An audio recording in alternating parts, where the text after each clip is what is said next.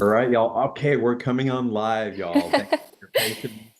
We've had some glitches. It may be a small crowd today, but I trust that it'll all come out in the recording as well. Yay, we have more people logging on. All right, Cool. before we inadvertently hung up um, or got disconnected, I was sharing how our speaker today, Celeste Palmer, is talking about, oh wow, the technical difficulties there, crazy. My screen just jumped from one thing to the other. This is so funny. It's like I'm trusting. I think it's the elementals coming in and messing with us, Celeste. Um, it's the little our little flower buddies and fairies coming in. Y'all, we're talking today with Celeste Palmer, who's going to be speaking to us about one of the most sacred medicines that I've worked with, who's been an amazing teacher and mentor for me, and a holder of my energy and an expander of my consciousness, both here in the earthly realm, but cosmically as well. And Celeste's experience and navigating the different dimensions that this plant medicine takes us into, and her devotion and studying and really surrendering to this intelligence that's available to everybody um, is profound. So we're going to have an amazing conversation. Celeste is going to take us into a plant transmission, as well. I'll call it now.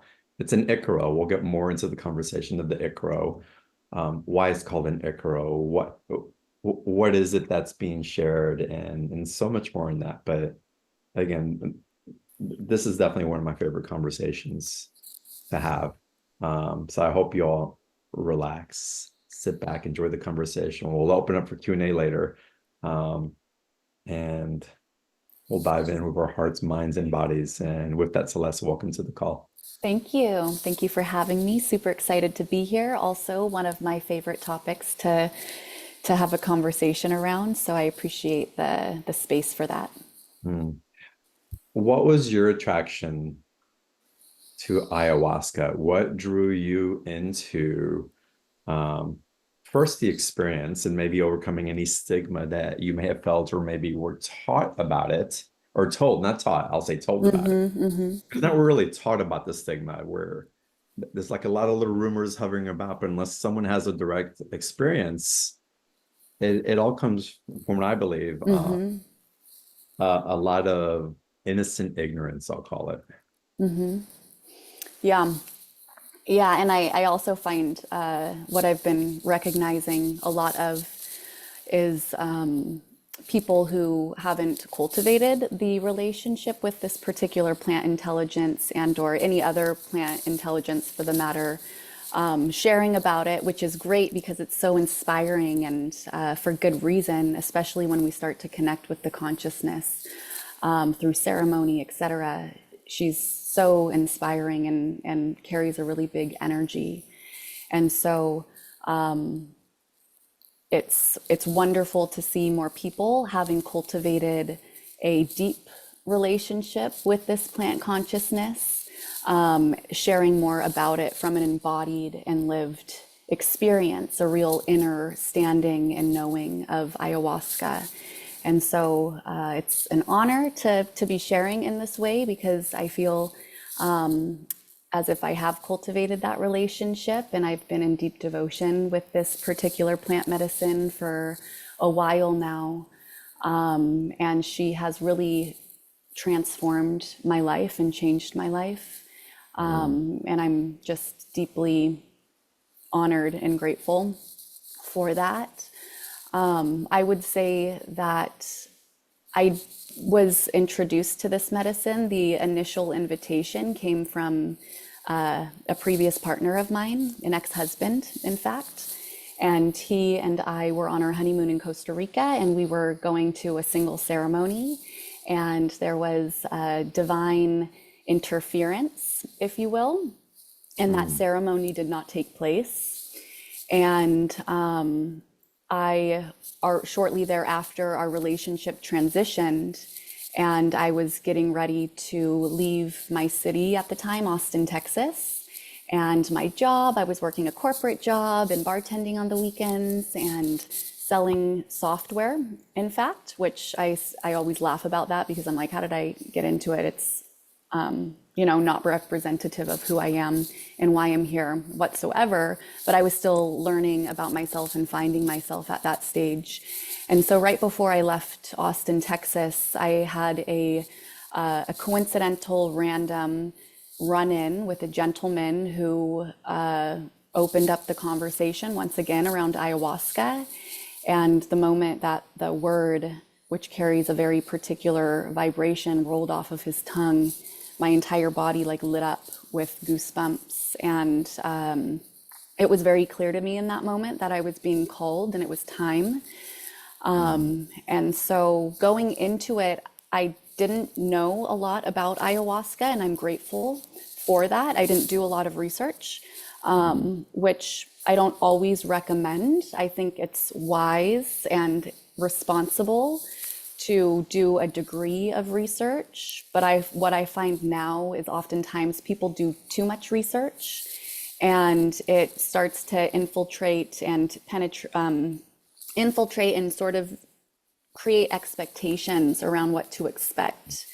And so it can take away from a person's, or it just adds layers and complexity to it. And so I didn't have a lot of information about ayahuasca. I just knew that it was a profound, strong, very serious plant medicine. And so when I arrived at my first ceremonies, I was holding the intention. I was at a crossroads in life. I was totally lost. I was likely depressed, although I would have never admitted to that. I'm an optimistic by nature, and so and come from a family of chiropractors, and so it was never, that's not something that I would just revert to labeling. And yet I did carry a lot of deep sadness and grief, and I felt lost and unfulfilled in life, and I desired more. And so my intention was, why am I here? When I sat in ceremony, show me a path forward. I'm ready to have fulfillment and do something that I love and that is of value and bringing change to the world.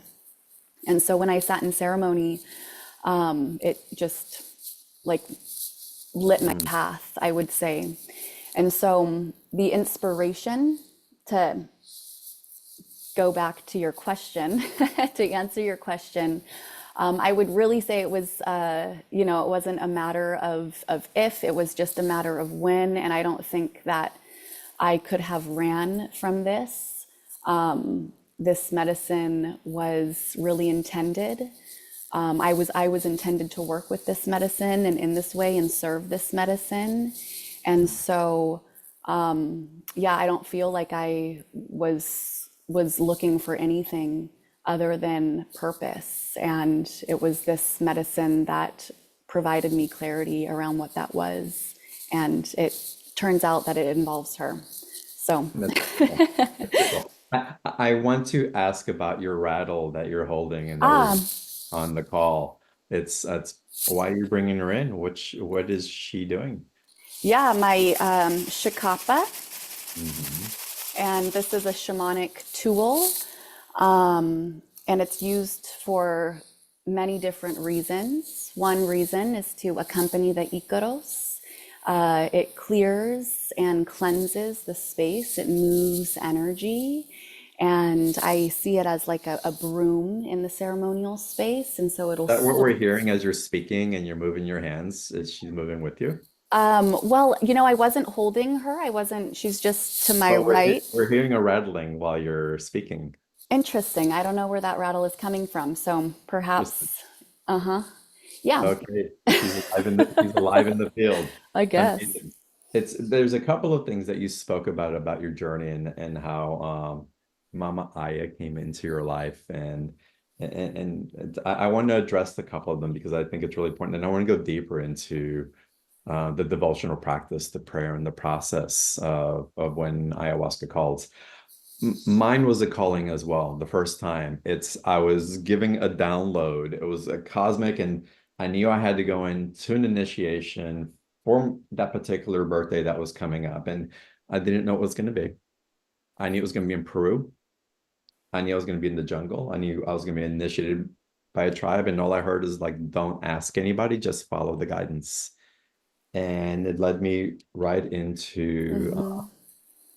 into working with the Shipibo tribe. That was one of the most transformative experiences I've ever had in my life. And for me, it was beautiful, um,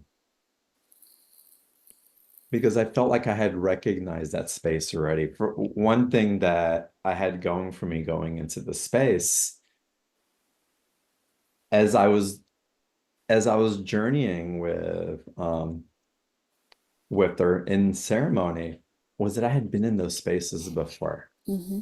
Through my deep meditations, through leaving my body and coming back, through different spiritual experience, by going into the depths of what some would call the shadow or the darkness, and elevating to different places, it felt like it was known territory. So it doesn't have to be so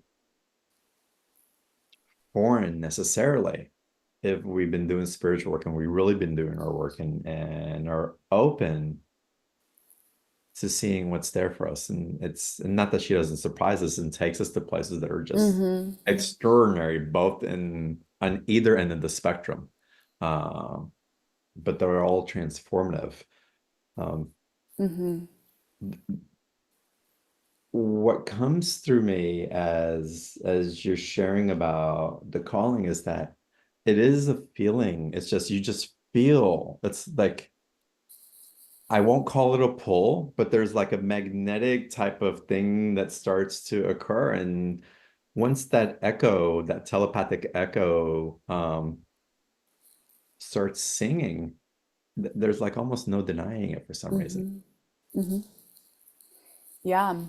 Yeah, and it's like the call for change is what I'm hearing. She's like the Mhm. change maker, she comes in and she illuminates things so clearly that we cannot not see them. And so it really initiates us into our evolution, our personal evolution.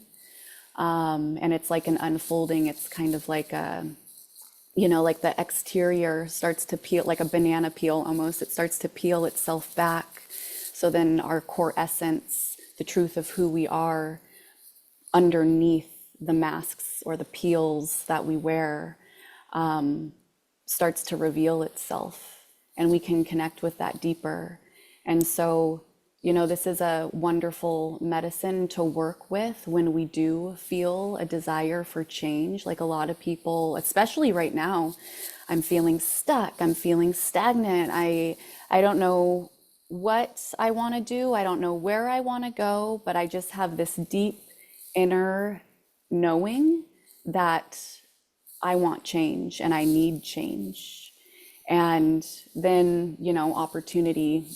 And it's not like this is the only pathway, but it is one pathway to work with ayahuasca, is one pathway to support and assist us in that change.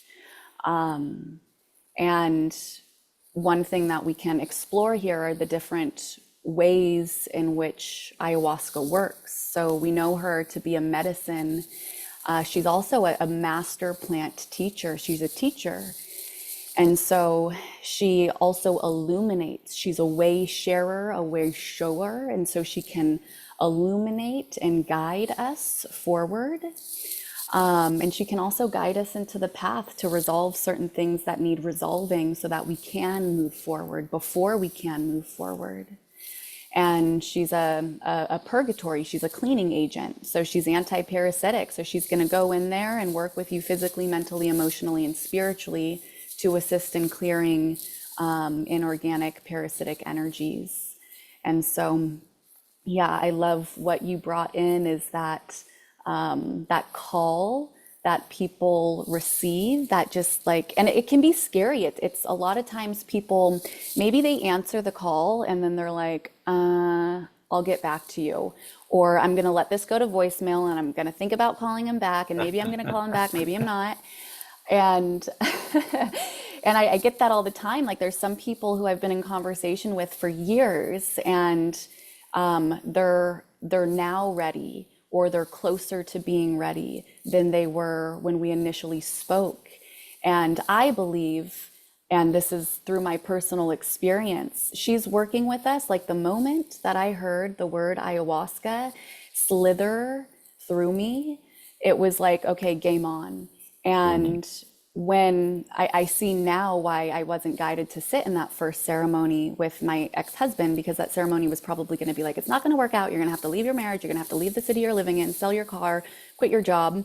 And all of that happened organically. And so I see that she was really working with me subtly. And I was preparing, I was in preparation unknowingly to sit in ceremony in divine timing. And when I had sat in ceremony, there had already been all that spaciousness that was created in my life to where I could say yes to the guidance that came to me in those first ceremonies. Yeah, that's again tuning in and listening in that way. And something that you spoke about earlier, you spoke about expectations and you spoke about intentions also. And it's important as I believe as we enter any type of spiritual practice that we discern between the two because an intention can very quickly turn into an expectation. Mm-hmm. We don't really drop into a place Mm-hmm. really your ceremony is from, which is a place from devotion and prayer, and really it's respectful practice. And I'd love Mm-hmm. to speak to us more about that because to work with the medicine in that way, that I believe that has to be a humility that but doesn't come from a place of where we're lowering ourselves because we're less than a humility when we are aware that we're working with another master that's calling us up to our mastery as well. Mm-hmm. As she's asking us to raise the standards of who we believe we are and helps us to acclimate to what's possible in the moment. Totally. Yeah. I often speak to the balance of stira and sukha. So a lot of people who are in the yogic lineage, this might be a familiar teaching or concept to you, but it's relevant and it's relevant to life really. Mhm.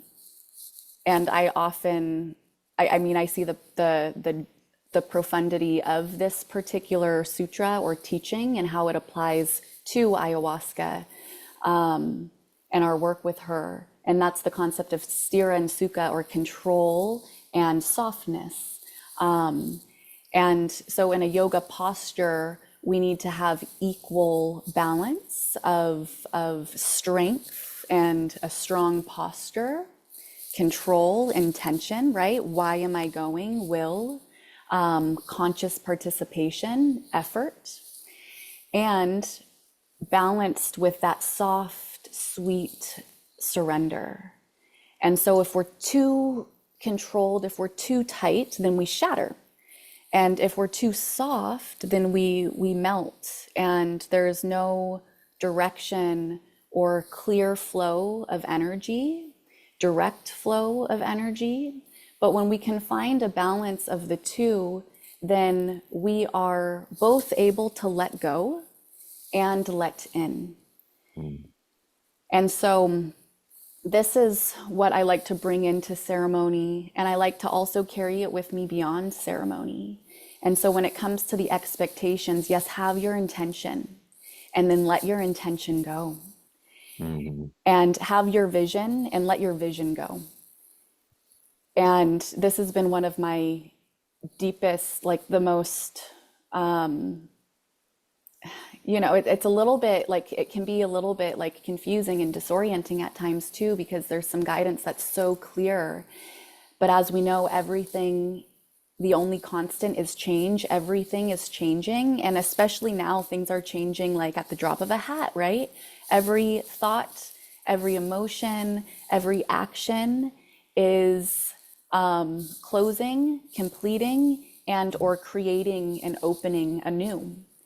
And so, again, when it comes back to the intentions of setting the intention and being an active participant and in co-creation with the medicine, but then letting the expectation go that so that she can also guide us. Because sometimes in order to get to where we think we want to go, we need to go somewhere first. We need to know something first. We need to grow somewhere first.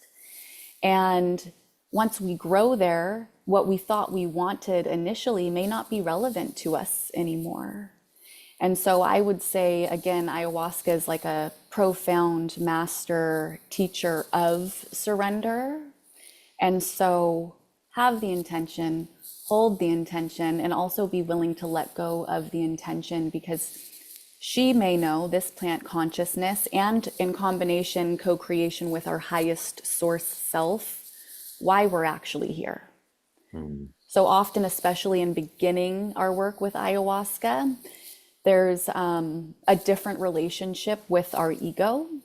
And as we continue to walk the path and reestablish a more sovereign, neutral relationship with our ego, you know, the flow changes a little bit. But when we often, not always, but often we begin our work with ayahuasca, the ego's a little bit more active. Maybe it thinks it's in control. It's a little bit more in that holding, contractive, masculine expression.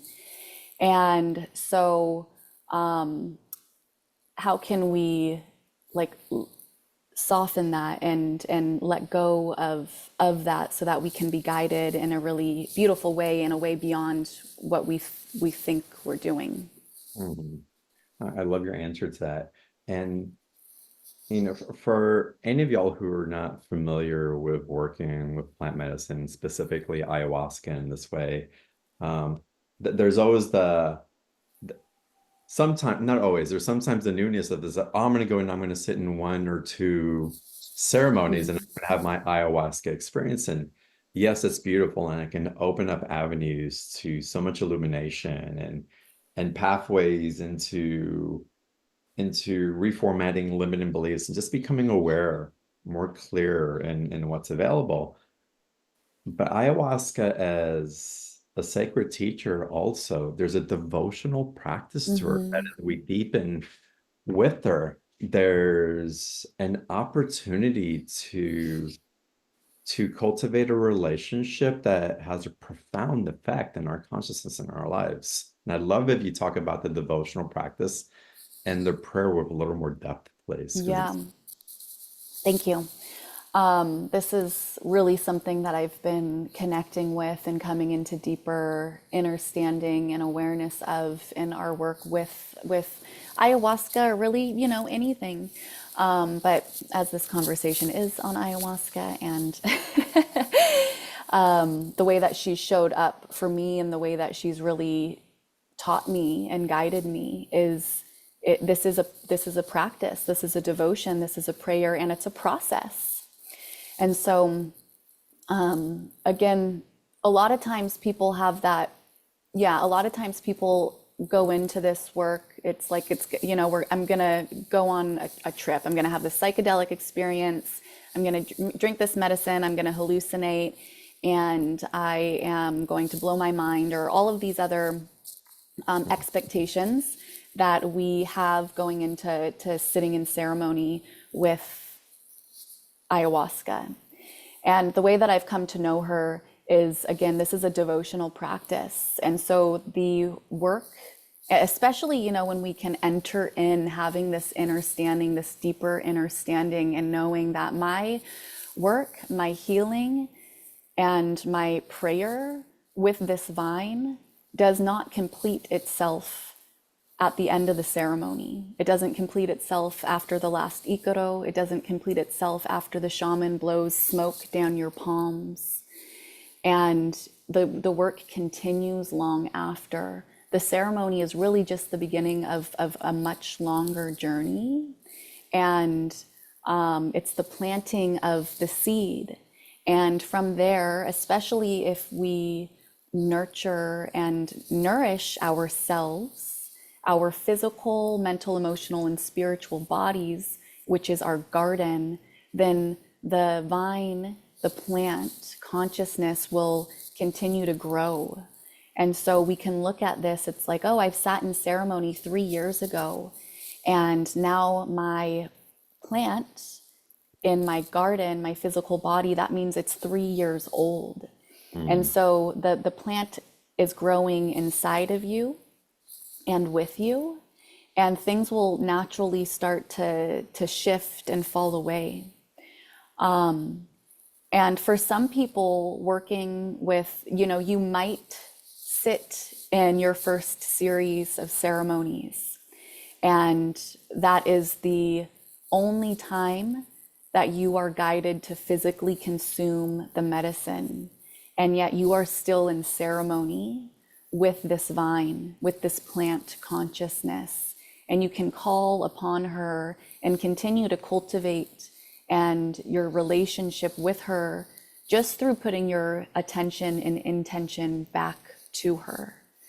I had a mentor once who shared a really profound passage. And he said, when we remember the divine remembers us.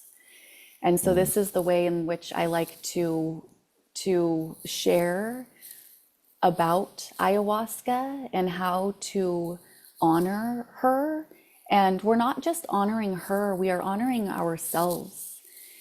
And so ayahuasca helps us to remember who we are and to purify ourselves from all the things that we are not. mm, And so it really is a coming home, a practice of coming home. And that can be difficult at times. Coming to remember who we are is both expansive and exciting. There's that bliss element, right? And then it can also be a little bit like daunting and terrifying at times, because we come to know ourselves so intimately, and then we come to recognize how we've pained others, how we've pained ourselves. And that can open up a deep process in itself of grieving and of healing. And so I really like to teach and share this way of working with or being in devotion with ayahuasca, is to really illuminate that it is a process. mm, And in order to embark in this journey, we go through many different layers, and the way in which she shows up for us, the way in which we show up for her, is going to evolve as we evolve. And my initial ceremonies, and I'm sure you can relate to this too, the way in which I experienced ceremony when I first began and the way I experience ceremony now is completely different. And I don't need her to just like I don't need her to blow my mind open anymore. And so sometimes it's a little bit like softer, quote unquote, softer, but still depthful in nature, to where I just, I'm learning how to work with her. And I'm also learning that the way that my ceremony yesterday, for example, or a couple weeks ago took place, is like still entering into every experience mm. with trust and knowing, and letting go as best as I can of any of my expectations going in, and trust that she is going to guide me and we are going to find the way together hand in hand. Mhm. That's beautifully stated, Celeste. I really appreciate that. It's in my experience, again, I've gone through ceremonies, and it's like I've had a really tough ceremony, and it took me through the depths of what I would consider hell at that time. And I come out of the ceremony, it's like, all right, let's go again. Let's go again, because you can feel there's a love and a cellular light activation that's taking place in different ways. And it's my description of maybe a few of my many ceremonies that I've been in. And I've also been to the most blissful ecstatic states where I've been able to hold the light of the divine as much as I could receive at that moment. That was felt like my whole body was going to Mm. fall apart. And every time I go in, there's no expectation of which end of the spectrum I'm going to be taken to, if any of it. It can be just sitting and just being in the space of others. And Mhm. are not taking me anywhere, but there's always an integration, there's always an experience, there's always a depth of teaching and holding that occurs through really entering this space more and more so with the reference of a temple truly that we're entering, and we're entering a temple of divinity, but understanding that we are an aspect of that temple as well. um and it's, again, it's profound what we illuminate ourselves with, what we're willing to receive from the experience. Mhm. A big part of it is the integration, the receiving. I've been in 2 weeks ago, I was in a deep meditation, and I haven't sat with Aya in quite a bit. But there she was, divine, wrapping me in my meditation. I could smell the sweet bitterness of when you can smell her brewing or coming straight out of when she's being poured, and there she was. And that's she's the spirit is very much alive in different ways, and it's here to facilitate as we stay open to it. Um, and it's said that once she's in us, she never leaves us. Mm. And so as I say that, what is the integration part of the ayahuasca experience, and how is it also used as a tool for integration? Yeah, this is another thing that I'm like, oh, exploring and recognizing, because there's a lot of talk about, okay, let's integrate our experiences with ayahuasca, which is true, and it does require our active participation. Ayahuasca is an empowering medicine, so she's not just going to do all the work for us. And you said something earlier, it was like if we're willing, and that's true. If we're not willing to do something or go somewhere or let go of, like, we really have to be willing to go where she's guiding us. She's not going to force us anywhere. And so we have free will in this. And that's important too. A lot of people are like, ayahuasca made me do this and ayahuasca made me do that. And it's like, like, own up to your stuff. Like, maybe she made a suggestion or illuminated a desire within you, and ultimately the choice is yours. And so let's take responsibility for our actions and our It's not choices. going to take you anywhere you're not ready to go.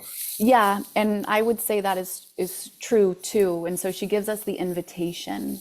And a lot of people have some, fear and resistance of the unknown and where she's going to take us.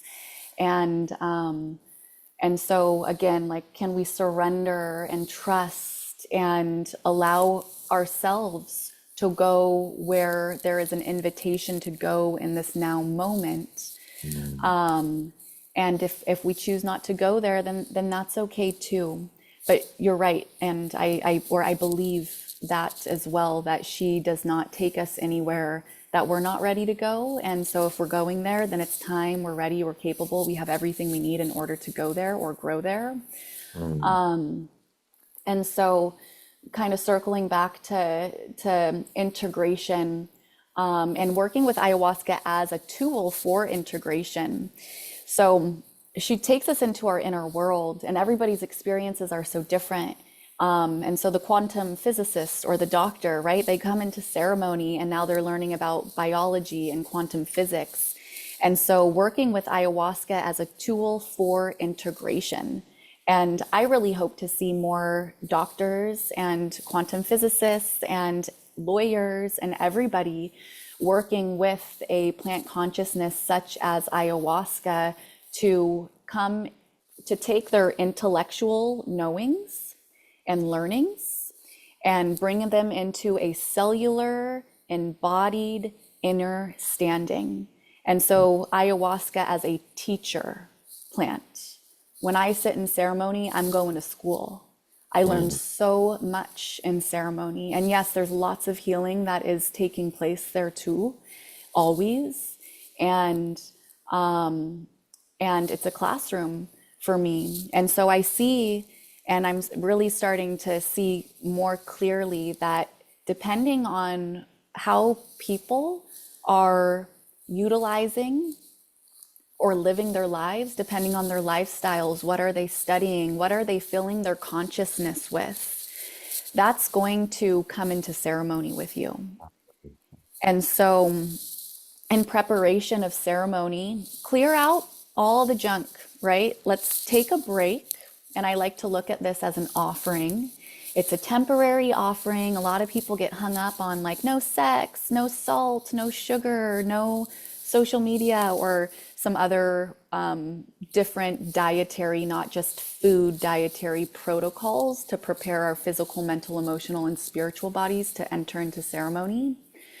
But clearing out the junk drawer, right? So letting go temporarily of some of the distractions, some of the excess noise in which we fill our minds and our consciousness with.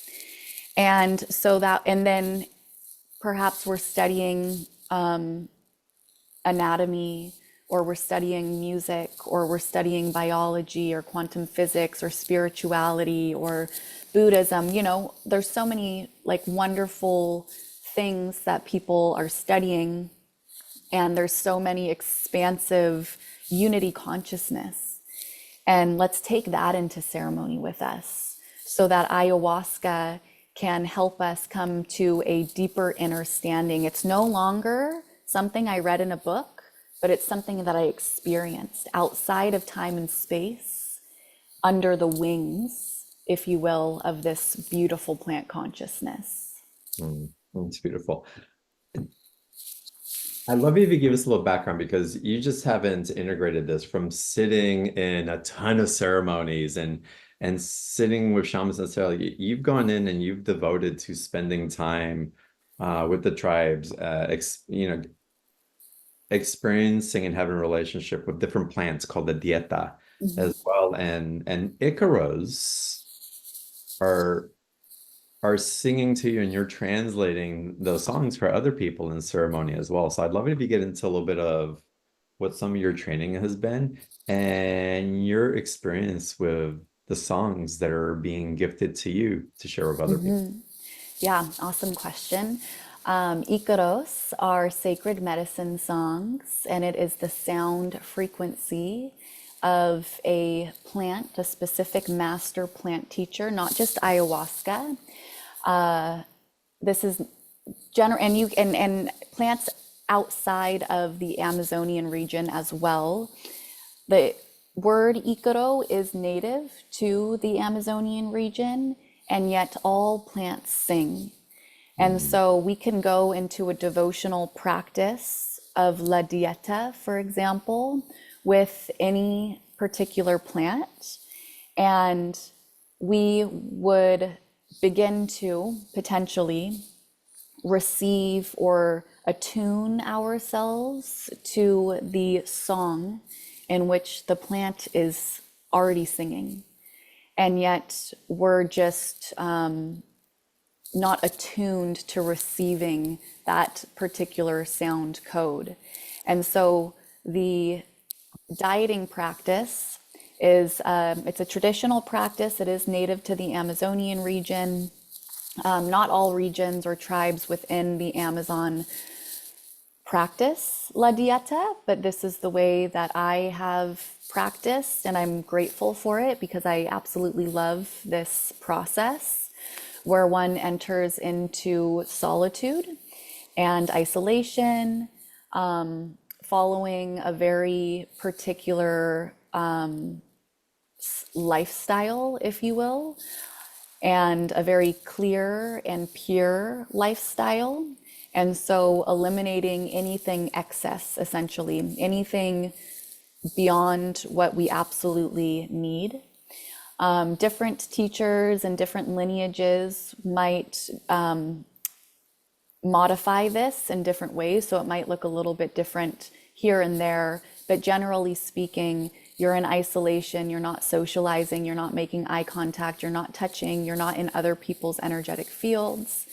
You're eating a very minimal diet. Usually it's rice, plantains, a white river fish perhaps, sometimes some other like rooted vegetables, no salt, no sugar, No seasoning or flavoring. It's very neutral in energetics, and very simple. So just the necessary amount of nurturance and nourishment to sustain us while also allowing ourselves to empty our physical body, mental body, emotional body, and spiritual body.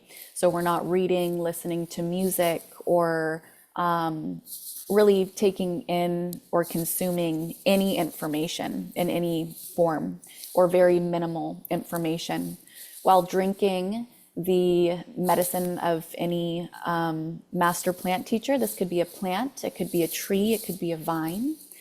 And in that, we are clearing our channel and then establishing or clearing our field, emptying ourselves, and then establishing a really clear connection with the consciousness of whatever plant that we're working with. And so we start to cultivate the energy of the plant within us, and the plant starts to work on our different bodies, physical, mental, emotional, and spiritual. Some plants have particular benefits, such as working with a particular organ, or the reproductive system, the adrenals, or the hormones, cleansing the blood, cleansing the cells, all sorts of things. It really, like, the list goes on and on and on and on and on. There's a plant for everything, truly. And so it's working with us physically, and there's that healing that's taking place. It's also working with us on a mental and emotional level. And so there's physical ailments because there is disharmony within the mental and emotional and spiritual bodies. There's a dissonance or a discordance, and it shows up eventually and last in the physical body.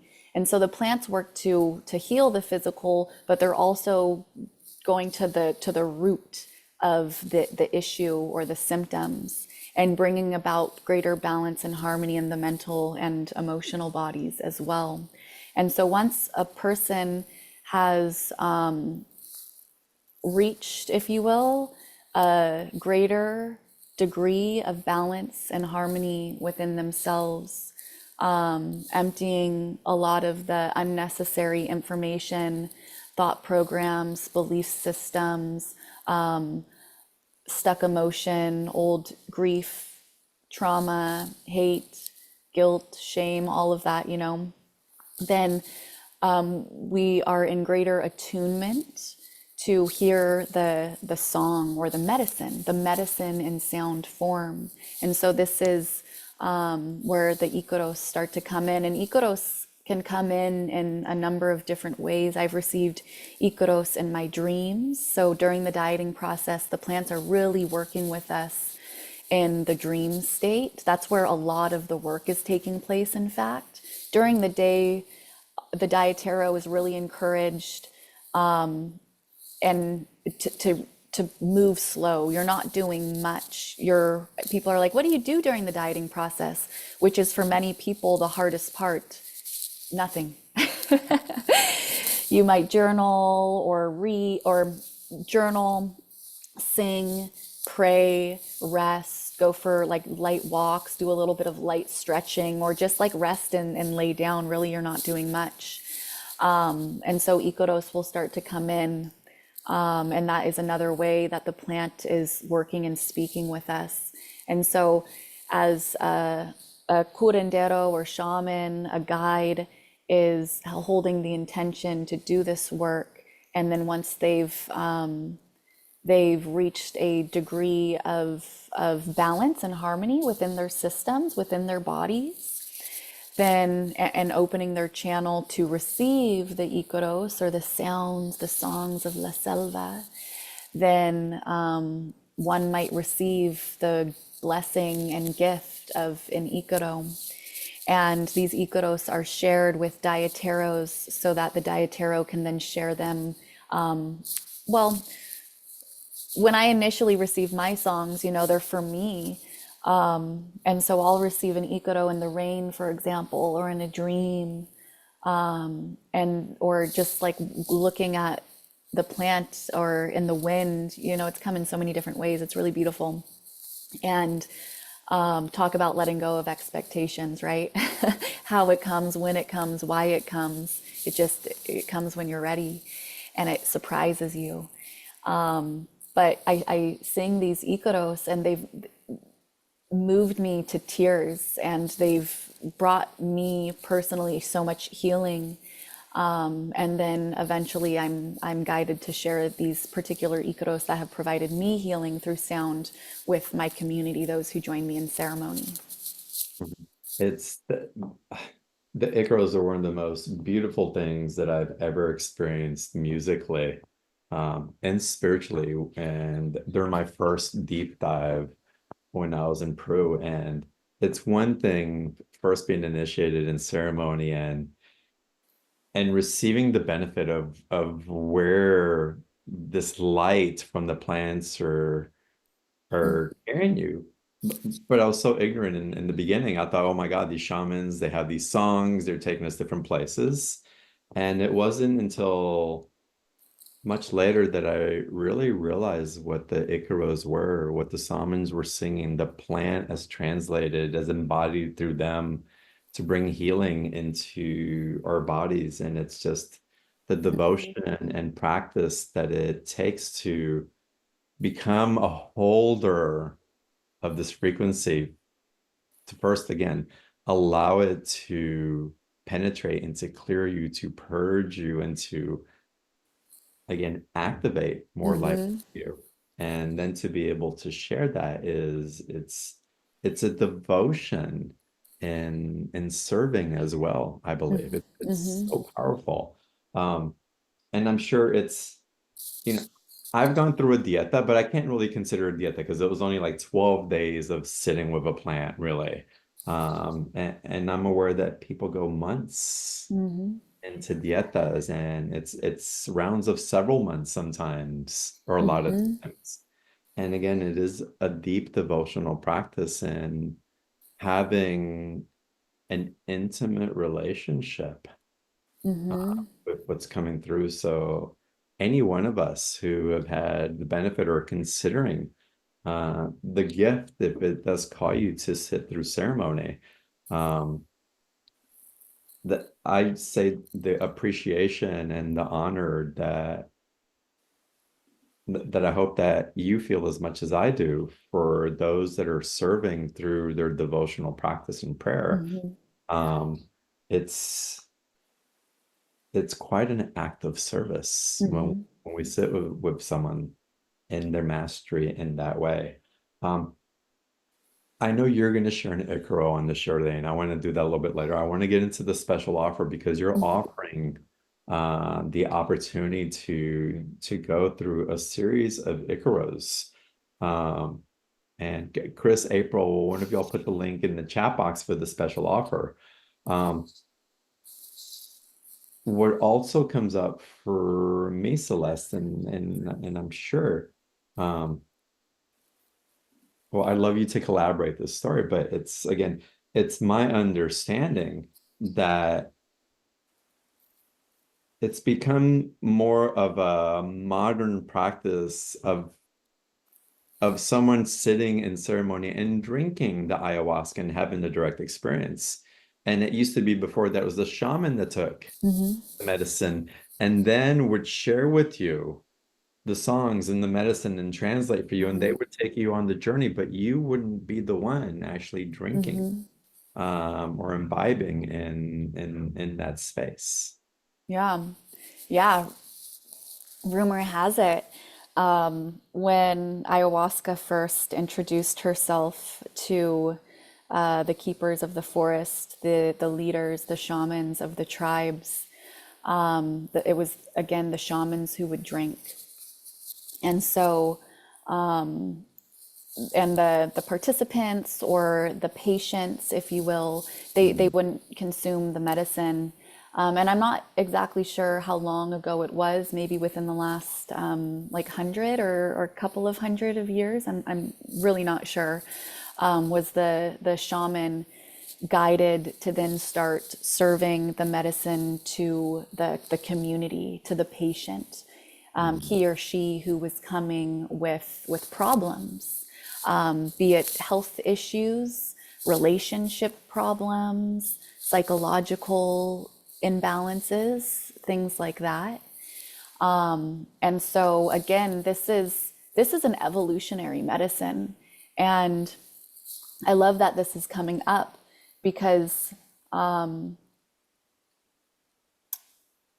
we really are, as humanity, being asked to let go of a lot of the systems in which we know things to be. Like, we cannot run from change anymore. We can lean into change, and that's going to allow change to become more easeful because change is already difficult. And so, if there's anything that we know, the only constant is change. And even the way that the medicine is, like the ayahuasca has, just like you have your purpose and your mission, and I have mine, and everybody here, everybody in the universe has their purpose and their mission, right?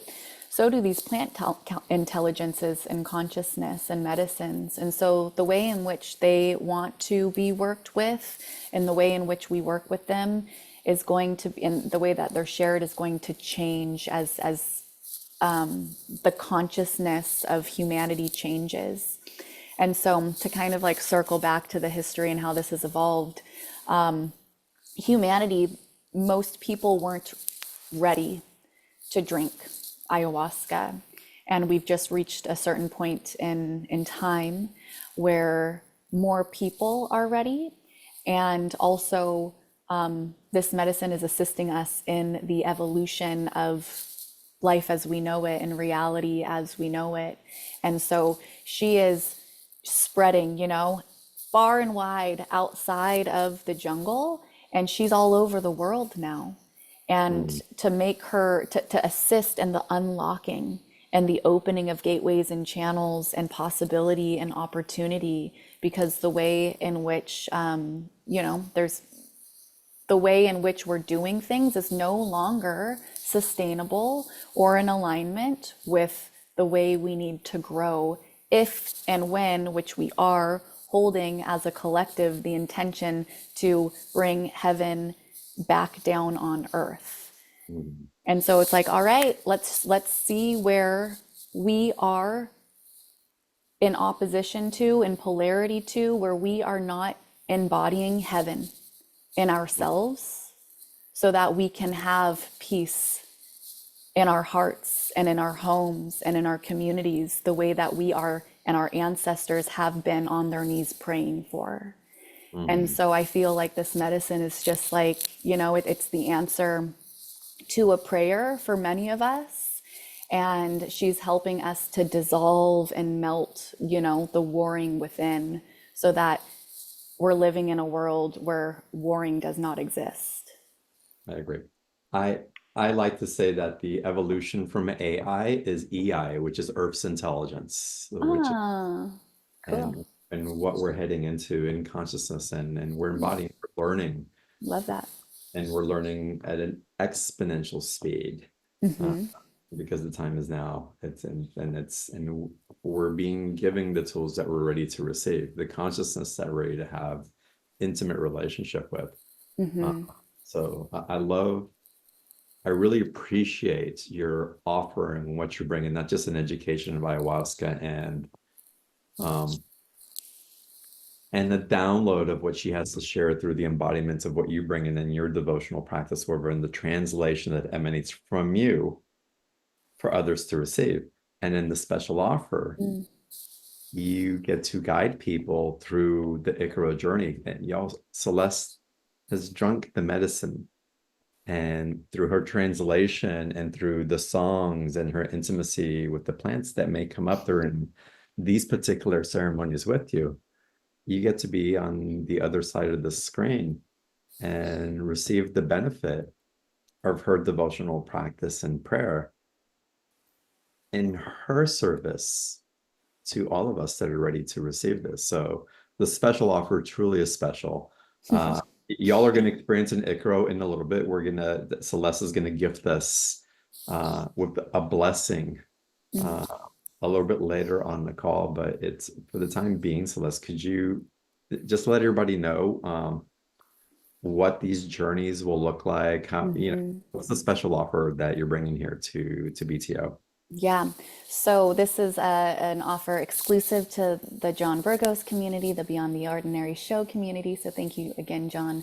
Yeah. And I am going to be offering a 3-week series. It's going to be taking place in the month of December.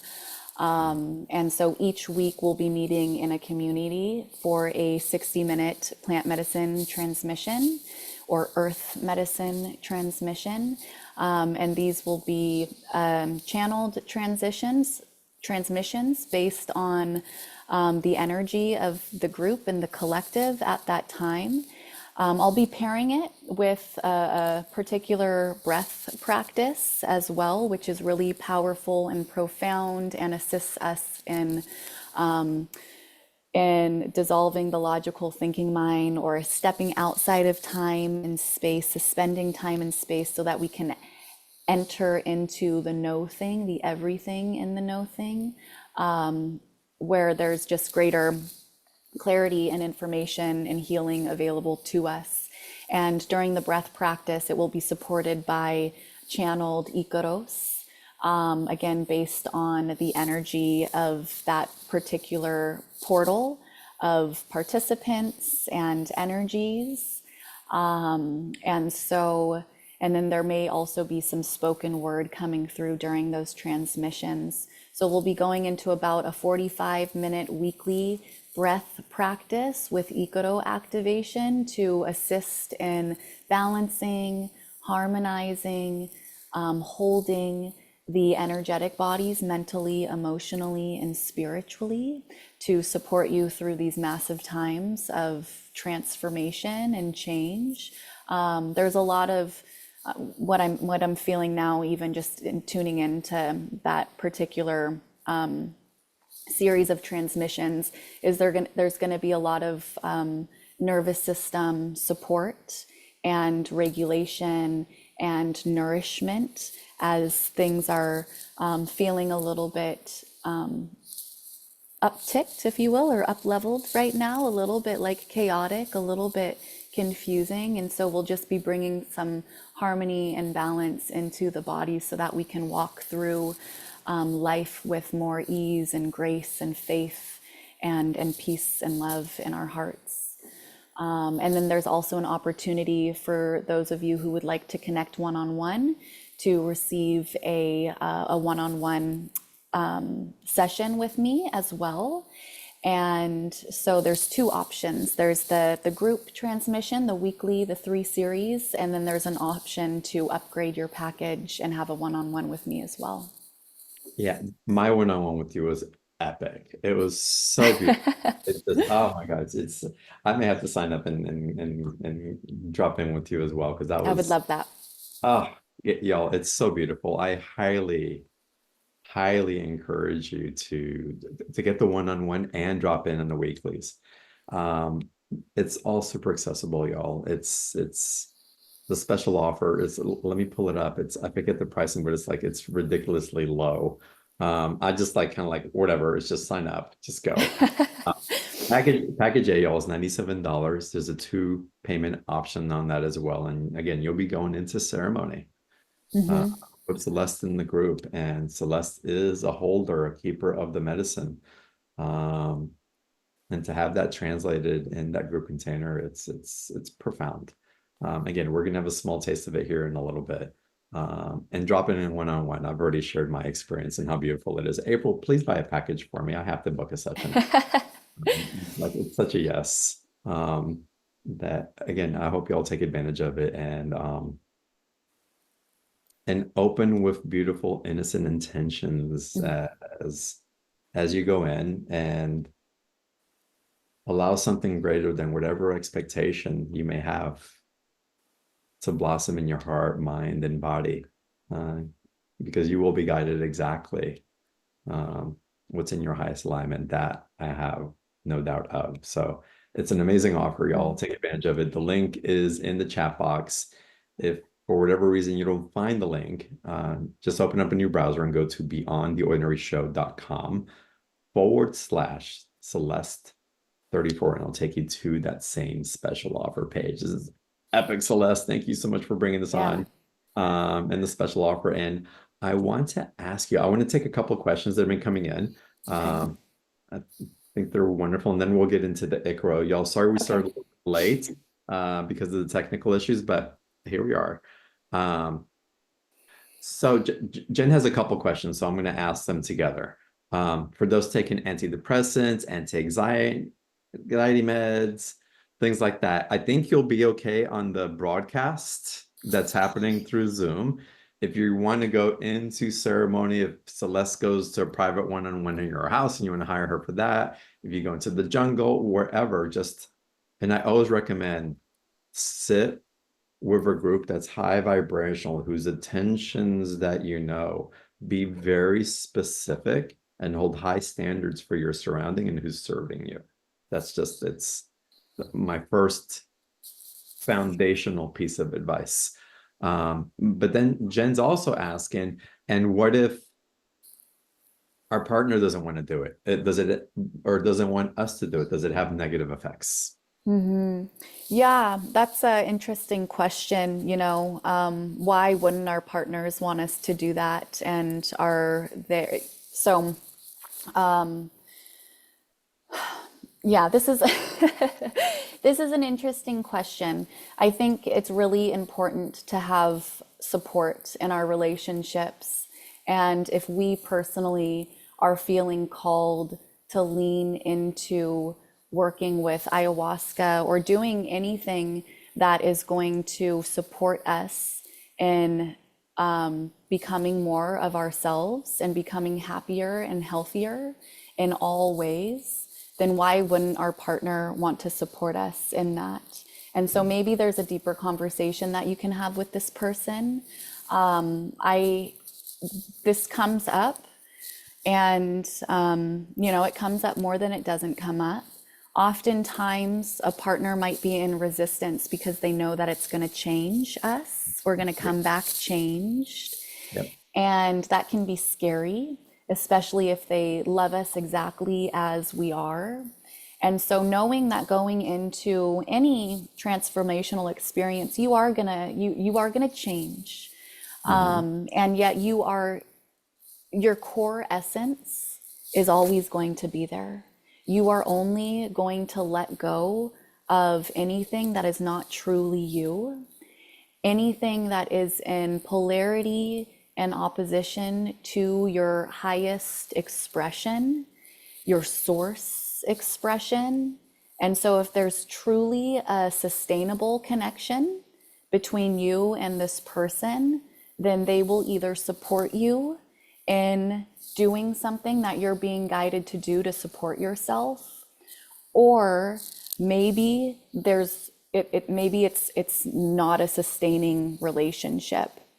Well, And I would say it's also an initiation for that person as well as for you. And totally. again, the medicine works in lots of different ways that aren't so obvious.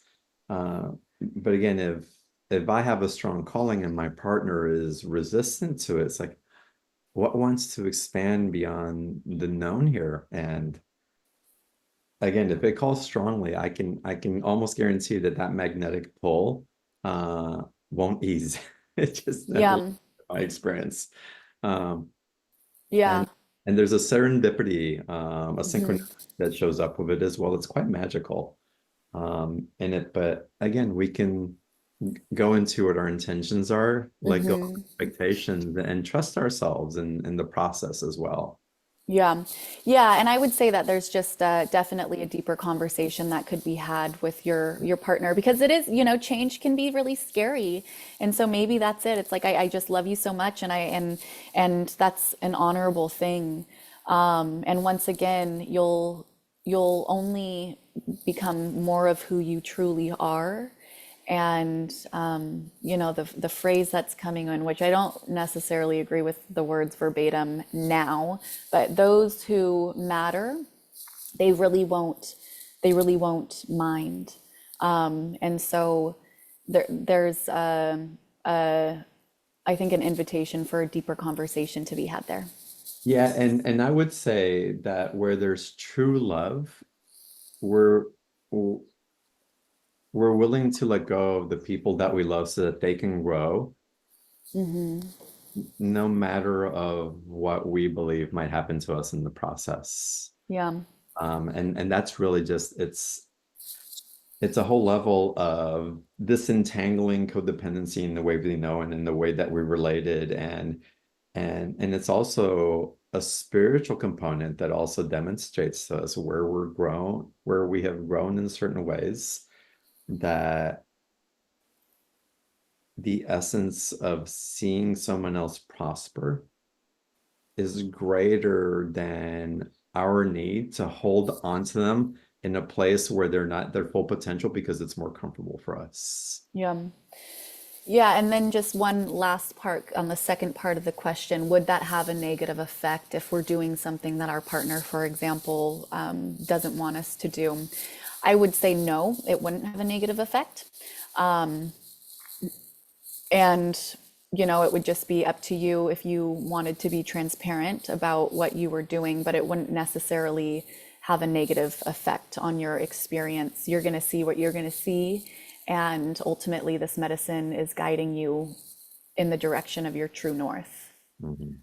Beautiful. I want to get into a couple of other questions that came in. We're going to go into the Icaro here in a second. To answer the question about medications, I'll answer that quickly. You always have to consult with a doctor. There's some prescriptions, pharmaceuticals that you take that are counteractive, and they could have a serious effect. Um, and so it's something that you want to be very conscientious of. You want to check on your doctor, and you want to sit with someone who is aware of the list of medications that you're taking and that knows what you can and shouldn't be on. Not like I'll check. There's a respect and a reverence and an intelligence in how to work with this. And if there's something that's going to cause you any danger that's known, then that needs to be made conscious, needs to be brought to the table.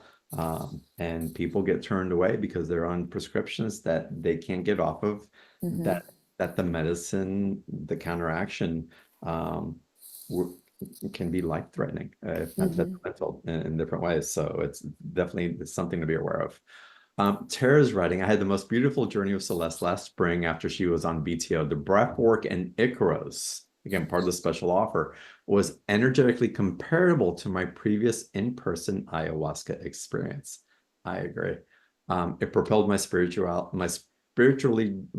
journey forward again. The ceremony was as beautiful as Celeste. Oh, Uh, so amazing. All right, thank you, Tara. we're gonna get into the Icaro here in a second. You know what? Hold on a second. What just happened here? Um, Someone popped on and popped off, and I was gonna call them, so that's okay. Oh man.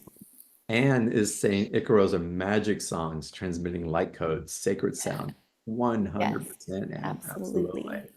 And Jill wrote a question here, and we'll address this, Jill. So Jill's saying, what about the parents that get called about their kids that never come home, passed away from a bad trip, and the shamans say it was bad karma? I don't know what YouTube channel you saw that on. I'll just say that.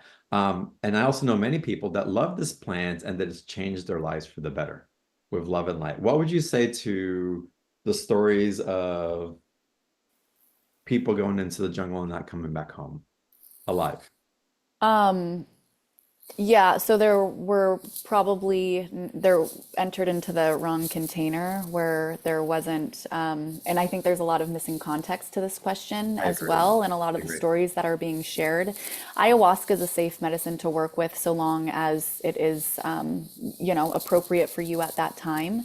So there are different pharmaceuticals that it's contraindicative with, unfortunately. And so you just want to make sure, and that's part of the preparation is to prepare ourselves to enter into ceremony so we can have a safe ceremony. And so I would just say this is where you do want to do your homework and your research and things like that. And there's certain signs to look out for, which we won't necessarily go into right now. But are you receiving the information and support on how to properly prepare? Is there a conversation being had? Is there a document? Things like that. And is there honest information being shared from the person who's going Mhm. that they're preparing the shamans and the curanderos and the maestros and equipping them with the right information? Because sometimes people are so desperate to go that they don't really share that Yeah. they're taking antidepressants, that they have a severe drug addiction that they were indulging in, hours before the ceremony. So there's a lot of things that go into the experiences, Yeah. the integrity of it. It is really important that you are honest with your facilitator about, your health conditions, health concerns, pharmaceuticals, things like that. History with drugs, addiction, things like that. Ayahuasca can be great for assisting in overcoming addiction and resolving things like that. But you also want to make sure that there's a certain degree of purification and preparation within your system because it is a very strong purgatory and it can be too much on the physical body, which is what might lead to complications. But so long as you're prepared, totally good. Just be transparent with your guide. Right. And so what has died in ceremony have been a lot of my limiting beliefs and the old versions of me. And I have come home not being recognized as a new person, if you will. Um, Literally. It's quite profound. All right, I want to get into the Icaro, but Christine has a great question. What's the difference between sound transmission and using plant? Yeah, so the sound transmission is essentially the medicine and sound frequency without having to physically ingest the plant itself. And so the Icaros, the songs that are going to be shared, are the sound frequency of particular master plants that I have cultivated relationship with, and or anybody else who is offering Icaro. Usually they have received the Icaros from the plant themselves.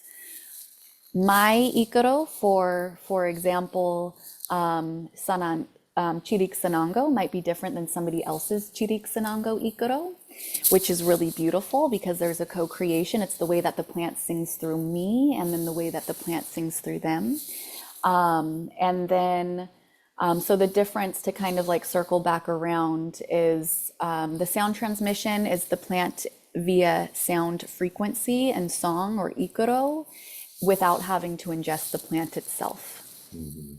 Yeah, beautiful. And we're going to experience an Icaro here in a second, y'all. So um, before we get in there, y'all, again, the link for the special offer, click on it at the very least. I know you're going to want to sign up after you experience the Icaro here in a minute. But go deep with Celeste. This is quite a special offer. And again, her devotion and her transmission from that devotion, it's really quite extraordinary. And I hope that you can gift yourself the opportunity to sit in ceremony, blessed. So again, the link is in the chat box, y'all. Click on that if you want to check out now, so you can schedule your private session. Also, do it now.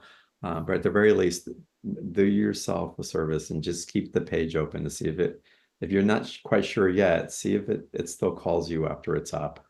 That's my invitation to you. Thank you. And for now, I want to invite all of y'all to, if you're multitasking, just take a deep breath and slow down. And want to invite you to be present with us here in this container. That you may get relaxed.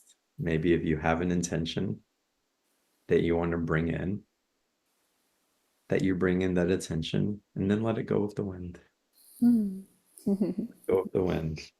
And Celeste, whenever you're ready to guide us through, I'm going to mute my microphone and turn off my video so that you can take us through here. And what I want to do, Celeste, I think I'm going to end the call in silence again, like we did last Okay. time. It felt appropriate. So thank you for coming on. Thank you for the gift.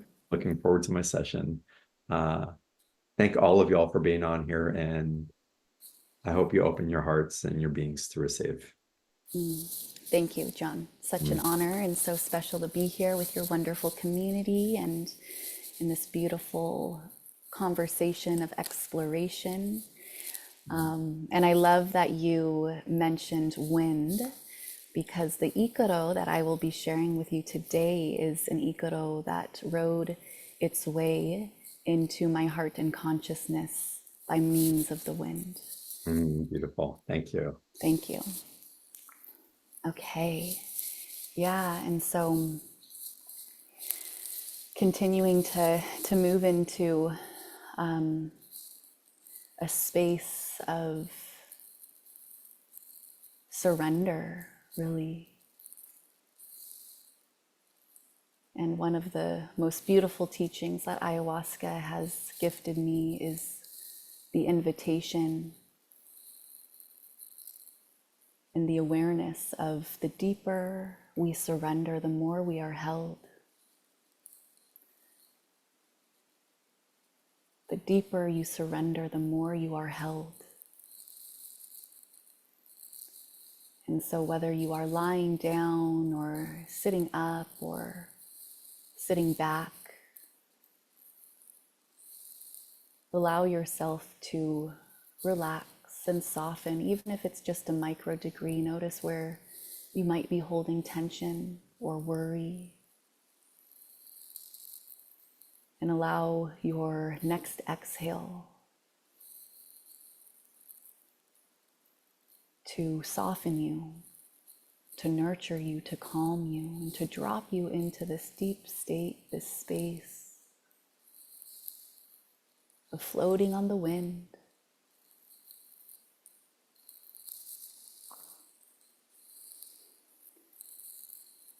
And so allowing your breath to move naturally, inhaling through the nose and exhaling through the mouth.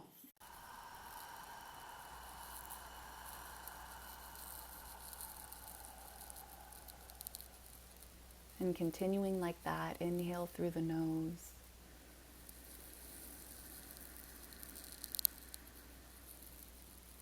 And exhale through the mouth.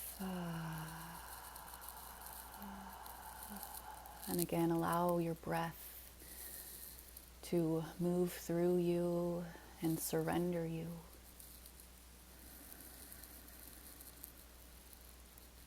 Like wind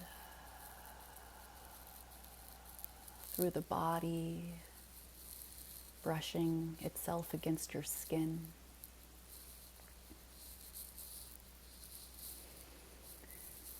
And this song rode itself into my world on the wind. A choir of women, mujeres de la selva, warmi, the women of the jungle,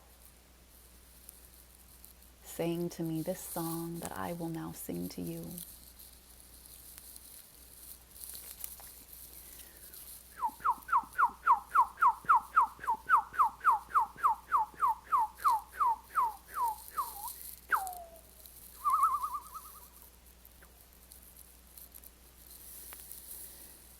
Ay, ay, ay, ay, ay, ay, ay, ay, ay.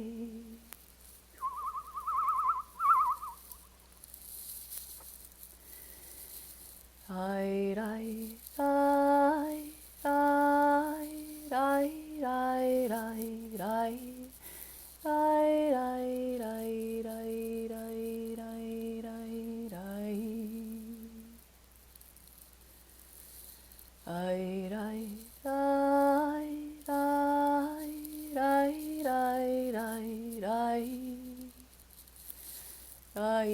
ay, ay, ay, ay, ay. Ay, ay, ay, ay, ay, ay.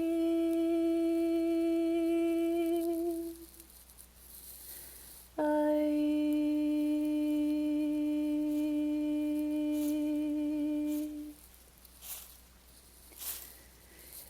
ay, ay, ay, ay, ay, ay. Ay, ay, ay, ay, ay, ay, ay, ay. Ay, ay, ay, ay, ay, ay, ay, ay, ay.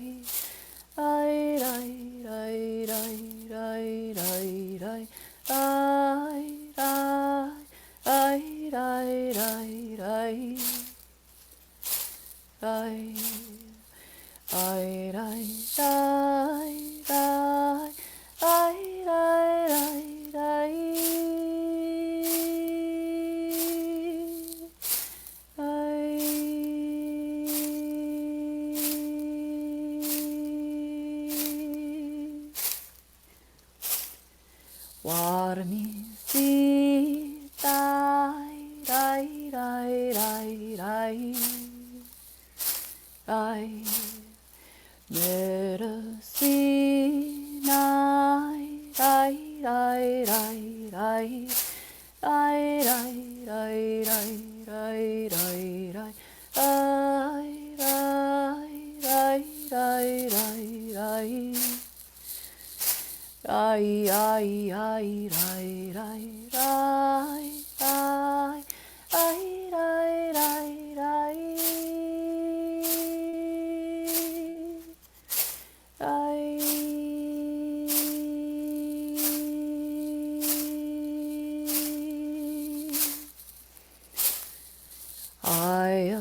Ayahuasca, ay, ay, ay, ay, ay, madrecita, ay, ay, ay, ay, ay, ay, ay, ay, ay, ay, medicina, ay, ay, ay, ay, ay, ay, ay, ay, ay, ay, ay, ay, ay.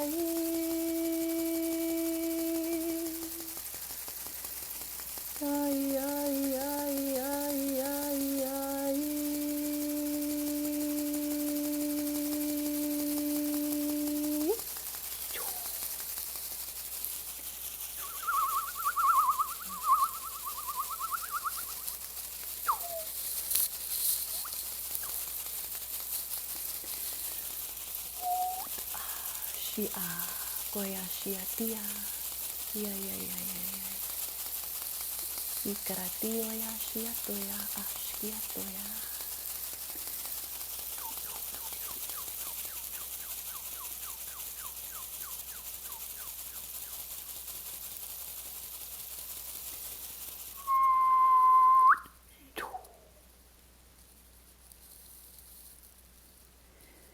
Taking a deep breath in through the nose, filling your lungs with the breath of life, with the breath of light. And as you exhale, letting it go, allowing yourself to fall deeper into and onto the winds of change, allowing these benevolent winds of change to open pathways and channels for divine clarity, for direction and new beginnings. The light in me sees, honors, respects, adores, cherishes the light in each of you. Thank you for your presence. Thank you for your essence. Thank you for your being. Namaste. Looking forward to seeing some of you, many of you again soon. Blessings. Blessings, everybody. Thank Namaste, you. blessed. Thank you. Ciao. Mm.